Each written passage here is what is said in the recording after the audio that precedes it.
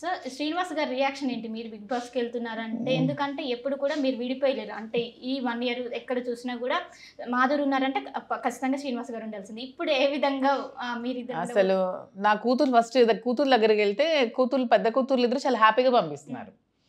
చిన్నది మాత్రం ఏడుస్తూనే ఉంది, మమ్మీ వెళ్ళొద్దు నేను మిస్ అవుతానని.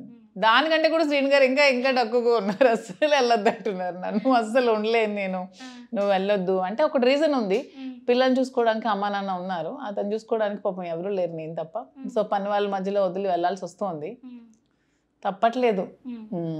అంటే పొలిటికల్ కెరీర్ మళ్ళీ ఏమైనా బిగ్ బాస్ ఇంపాక్ట్ అనేది ఉంటుందా? ఇంపాక్ట్ పాజిటివ్ అవుతుంది అనుకుంటున్నా. పొలిటికల్ గా ఇంకొంతమంది ప్రజలు దగ్గర అవుతారు అనిపిస్తుంది, ఇంకొంతమందికి మాధురి అంటే తెలుస్తుంది, ఇంకొంతమందికి మాధురి అంటే చేరువవుతుంది, ఇంకొంతమంది మాధురిని చూస్తారు. ఇప్పటికే చాలా మంది ప్రజలే నన్ను వెళ్ళమని కోరుకుంటున్నారు బిగ్ బాస్ కి. సో వాళ్ళు తగ్గట్టుగా వాళ్ళకి ఇంకొంచెం దగ్గర అవుతాను కదా.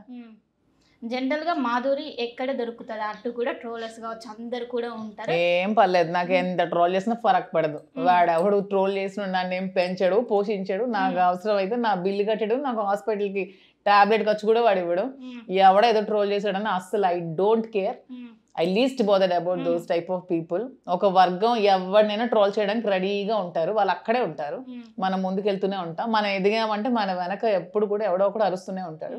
అవి పట్టించుకుంటే అక్కడే ఆగిపోతాం, పట్టించుకోకుండా వెళ్తే ముందుకు వెళ్తాం.